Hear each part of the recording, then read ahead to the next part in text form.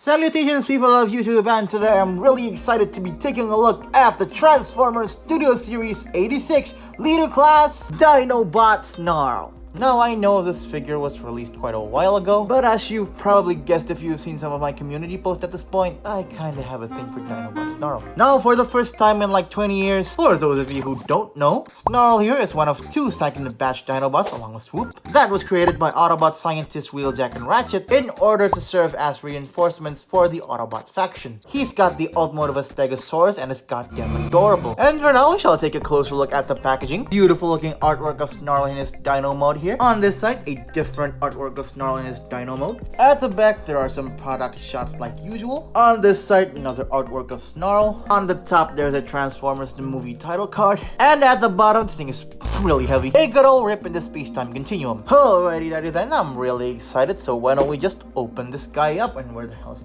Let's open him up.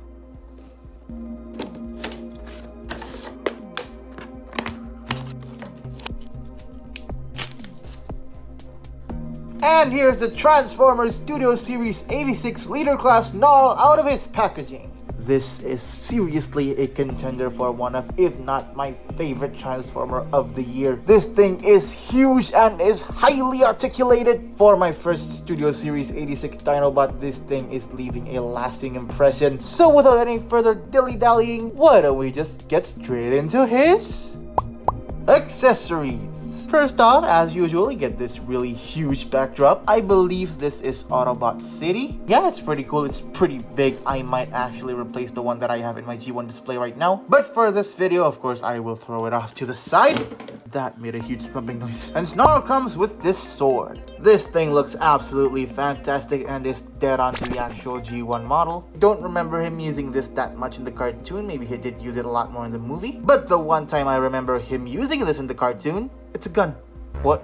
To replicate that, you can actually put in some type of blast effect on the tip of the sword here. And hey, that doesn't look too bad, does it? It would have been even better if he had gotten some type of specialized part to specifically connect to the sword tip, but I do think that other option works just as well. Plug it into SNARL's hands and he looks awesome wielding this. And a fortunate byproduct of the transformation, if you pull down his dino leg, you can arch his hands downward and that makes it look like he's pointing his sword to someone, or it just puts him in a more convincing slicing pose. I especially had fun posing SNARL with my other sword wielding characters. I'll show some pictures right here. And if you, for some sadistic reason, don't want him to use his sword, you can turn him to the back and you can see a pig hole right there. Plug in the sword like so, and now he's got a sword storage that looks pretty darn convincing. Also worth mentioning that the sword is made out of some type of pliable material. That's all he came with in terms of accessories. Really, I think that's enough. If anything, I might like to see some more blast effects, but other than that, I think this sword is more than enough to complement this badass figure. And speaking of which, why don't we take a closer look at the figure itself. As always, if we compare SNARL here to his G1 model, I think they absolutely nailed it. The proportions on this guy just look so good, so accurate to the cartoon. If anything, maybe his torso could have been smaller, but I don't really mind it. I love my puffy chest Dinobots. The head slash face sculpt, however, it looks pretty good, but as you can see from this image right here, it doesn't quite nail his appearance. I think this whole bottom section could have been a little bit wider. Really is just a nitpick. I mean, this head sculpt is really good. A little hard to see his eyes, but you just gotta look under and there you go. Taking a look along the rest of his body, he is highly covered in surface mechanical details that are not present in the G1 model, but I don't have a problem with that at all, and if anything, it actually makes the figure look a little more detailed. I just imagine it as, if this guy was to be brought again to screens today, they would certainly include all these details here just to make it a lot more exciting. And the precision on the painting here is pretty good too. Surprisingly though, one of my favorite aspects about this robot mode, his back looks fantastic. The Stegosaurus tails are solid pieces, no hollow spaces here. And I mean, just look at them, they're really nicely painted and the sculpting is immaculate. Always love how the G1 Dinobots have some sort of wing-like protrusions on their back. The only inaccurate nitpicky detail that I can point out, there should have been 3 pairs of these Stegosaurus plates. Also, this back piece is actually a separate piece in the packaging, but attaching it is pretty easy. You just clip them on those friction nubs. Also really like the Stegosaurus plates as shin guards. hurt someone with this. Dinobot snarl kick! Oh, and I guess one piece of kibble that is kind of annoying. These dino feet at the bottom of his forearms. It's really not that bad though. What's also not that bad is his articulation. It's actually fantastic. His head is on a ball joint. If you use this joint for the transformation, you can make him look upwards quite a lot. Here's a better look at it. His shoulders are on delicious ratchets that can rotate 360 degrees. Okay, maybe not 360, these tails get in the way. Just move them out. Shoulders move out. Elbow rotation. Single jointed elbow that bends in a lot. You can technically crack this joint for the transformation to give him a double bend, but it's really unnecessary and it looks kind of ugly. Love the revealed and sculpted details here though. Wrist swivel. Already talked about that. Waist rotation that is adequately tight. That's pretty good. He can kick forward that far. That's pretty fantastic. And can move back about that far. Never mind. He can do the splits, but his left leg is way too loose. Surprisingly though, this hasn't really become a kind of hindrance when I'm trying to pose the figure. Unfortunately, this side is really not as loose. Rotation at the thigh, really tight again. Delicious knee ratchet joints, just hear those clicks. And last but not least, you get a wonderful ankle pivot. This gap is kind of ugly, but the fact that you get so much articulation out of it, I really don't mind at all. Surprisingly, despite him not having up and down movement at the ankle, his wide feet guarantees that you can stand him up in any pose you want. But boom, no toe articulation necessary. And the articulation overall is fantastic. I can get him into so many dynamic poses, and it's really surprising for how big he is. I genuinely meant that as a compliment. But it's a good opportunity for a segue and yeah, size comparisons. Here's Snarl next to last week's review, the 86 Ironhide. My current largest Transformer, the Legacy Transmetal 2 Megatron. A G1 sword-wielding Decepticon, the Legacy Blitzwing. I had such a fun time posing them together. The only other Dinobot figure that I have, here's the Kingdom Dinobot. Compare him to a regular 6-inch scale figure. We have the Marvel Legends Mr. Knight. You guys want me to take a look at those No Way Home figures? I'm certainly down. And finally, father of the Dinobots, Wheeljack. I don't care that they're from different continuities. I think they look so good together. Now that we are done with his robot mode, let's take a look at the reason on why he's called a Dinobot.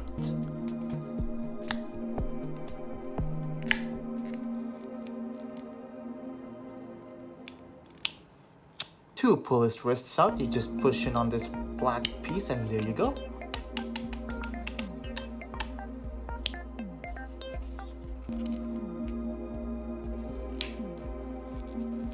To prop the head back up, you just want to push in from this hole. There you go.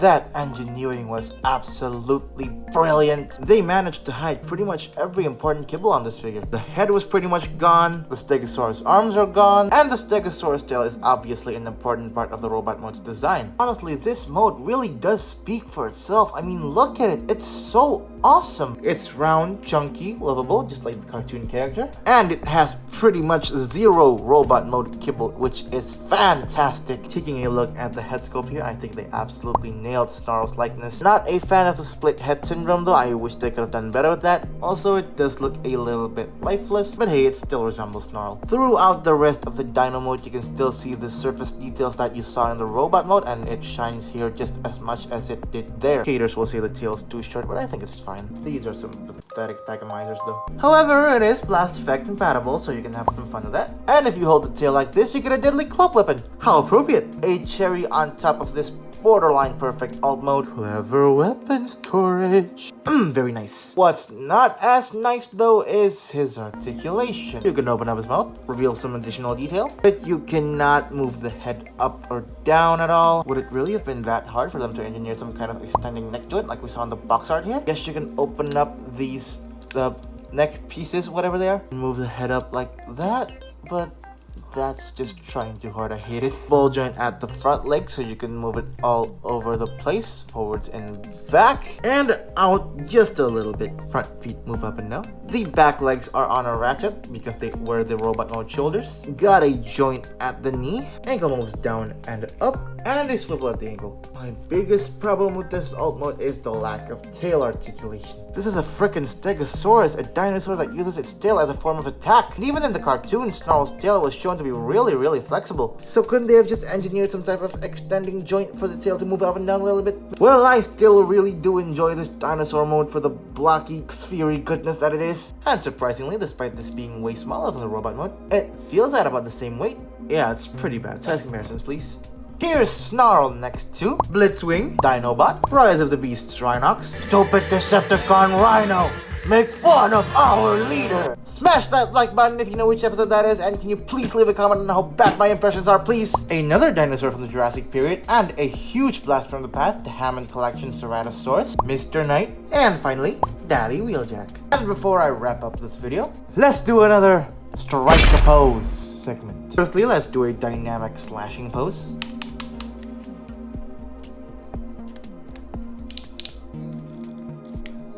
That worked out great. Look at that. That's really cool. Now let's do a shooting pose.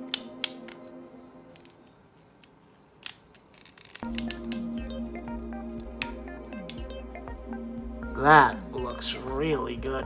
And he stands! Finally, let's do a classic superhero landing pose. I'm just gonna keep the sword tilted. It's a lot better like this.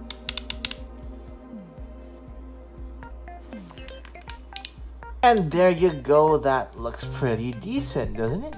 And that concludes my review for the Transformers Studio Series 86 Leader Class Snarl figure. If you couldn't already tell by my tone throughout the video, I am in love with this thing. What else is there to say other than the fact that this is a huge, articulated dinosaur transforming robot? And obviously my affection towards this character does make me like the figure a lot more. It absolutely goes without saying that I highly recommend this figure to anyone who loves Transformers. Yeah, man, the thing is awesome. And I hope you all think my review was awesome. Leave a like if you did, and don't forget to subscribe and leave a comment. Thank you so much for watching my videos, and hopefully I will see you all next time.